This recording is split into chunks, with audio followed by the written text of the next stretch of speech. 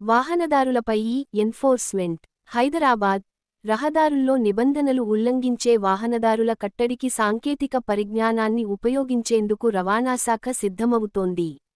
కొత్తగా నియామకమైన 113 మంది assistant motor vehicle ఇన్స్పెక్టర్ల (ఏఎంవీ) లతో రాష్ట్రస్థాయిలో టాస్క్ ఫోర్స్ ఏర్పాటు చేయనుంది. వీరందరినీ క్షేత్రస్థాయి విధుల్లో వాహనాల తనిఖీలకు ఉపయోగించాలని నిర్ణయించింది. అదే సమయంలో తనిఖీల్లో టెక్నాలజీ వాడకానికి ప్రాధాన్యం ఇవ్వాలని భావిస్తోంది. ఇందులో భాగంగా ఎలక్ట్రానిక్ ఎన్ఫోర్స్మెంట్ పరికరాల వాడకానికి ప్రణాళికల్ని రూపొందించి ప్రభుత్వానికి పంపించింది. మొత్తంగా 8.4 కోట్ల రూపాయలు నిధులు కావాలని ప్రతిపాదించింది.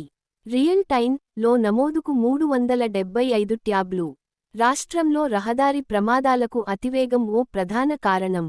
వేగపరిమితుల్ని నిర్దేశించినప్పటికీ చాలామంది వాహనదారులు పాటించట్లేదు.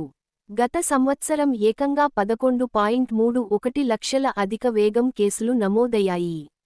25,971 మంది అన్నిరకాల రహదారి ప్రమాదాల్లో బాధితులు అయ్యారు. అధికవేగంతో వెళ్లే వారిపై కేసుల నమోదుకు రవాణాశాఖ సిద్ధమవుతోంది. ఇందులో భాగంగా 40 స్పీడ్ గన్లను కొనుగోలు చేయాలని నిర్ణయించింది. ఒక్కోదానికి 7 లక్ష రూపాయలు చొప్పున 2.8 కోట్ల రూపాయలు అవసరం అవుతాయి. రవాణాశాఖ ఎన్ఫోర్స్మెంట్ బృందాలు వాహనాలను తనిఖీ చేసినప్పుడు వెహికల్ చెక్ రిపోర్ట్ (వీసీఆర్) ను మాన్యువల్ గానే నమోదు చేస్తున్నారు. ఆ తర్వాత ఈ వివరాల నమోదు జాప్యం కారణంగా ఎక్కువ వాహనాలను తనిఖీ చేయలేకపోతున్నారు. దీంతో ట్యాబ్, హ్యాండ్హెల్డ్ డివైజ్ లు కొనేందుకు రవాణాశాఖ సిద్ధం అవుతోంది.